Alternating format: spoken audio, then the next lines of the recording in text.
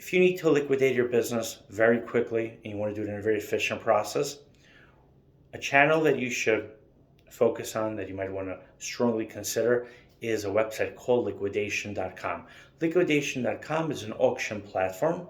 The way that it works is sellers list their merchandise on liquidation.com. Liquidation.com auctions off the merchandise by lots. The lot could consist of a small lot of, let's say, 20, 30 items, or a pallet size lot, or even a truckload size lot. Then the buyer, when the buyer wins that lot, if the lot is successfully auctioned off, not every lot on liquidation.com gets sold off, so keep that in mind. But let's assume for a second that you give them a lot of, let's say, 500 dresses, 500 shoes, as it might be, or maybe you're doing equipment, so you have, I don't know, if you have a full pallet of cooking equipment, and that lot does get sold off, the buyer sends the money to liquidation.com.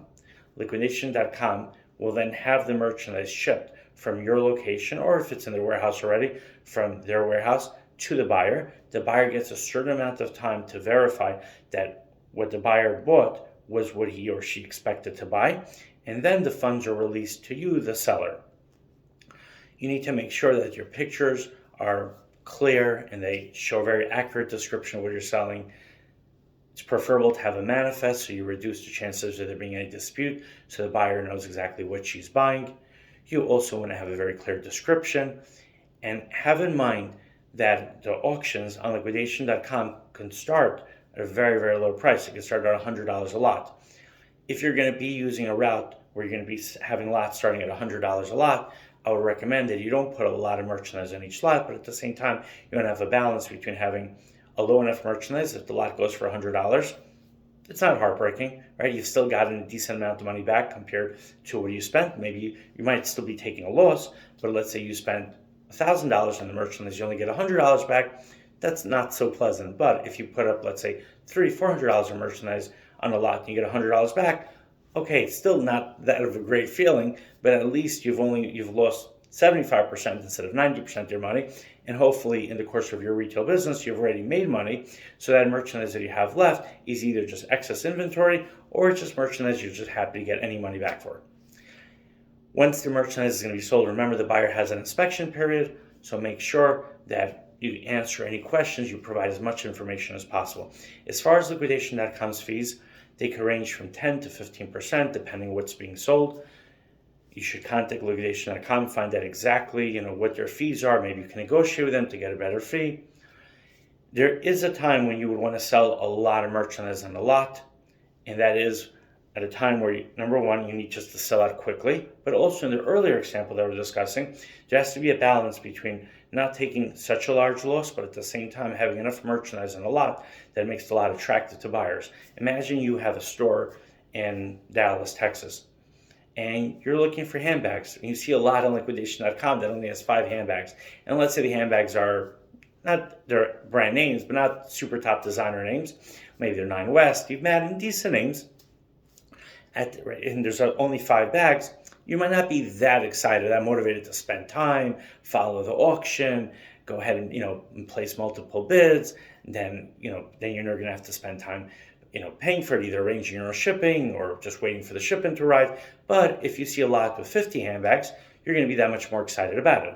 At the same time, remember, if it's a small retailer and you put all your handbags, let's say all 200 handbags in that lot, it might be too overwhelming for a small retailer who has maybe 200 square feet devoted for handbags. So there always has to be a balance. When you speak to liquidation.com, find out who the prospective buyers might be for the merchandise that you have, and look at other lots that are running on liquidation.com that are similar to the type of merchandise you're looking to sell. This way you can gauge, right? You'll know to see how large that lot can be and what price you should set for, or what price you should aim for, or even what price you should expect to receive for that merchandise that you're planning to sell. I think there's a lot of trial and error involved, so you might want to start out a few small lots, a few medium-sized lots, and see how it goes, and then you can always make a larger lot. You can also have multiple lots running at the same time, but don't oversaturate the market with merchandise, because then people are going to, number one, they'll be overwhelmed, but number two, there just might not be enough demand in that specific week, or imagine even on that day, if all auctions are closing at the same time, to bid appropriately for all your merchandise. So you might want to space it out over the course of a week, a month, even 2 months. But of course, that all only works under the premise that you have enough time to sell your merchandise. So give yourself enough time, or make a decision that merchandise you're looking to sell, you're happy to get any amount of money back, and then you could just flood the market, but expect that the recovery rate for the merchandise you're selling might be very low, as it would be indicated because you just have such less time to sell the merchandise. All right, hope you enjoyed watching this video. If you have any questions, if I can help you in any way liquidate your merchandise, please let me know. My number is 917-913-6093. Thank you so much for watching.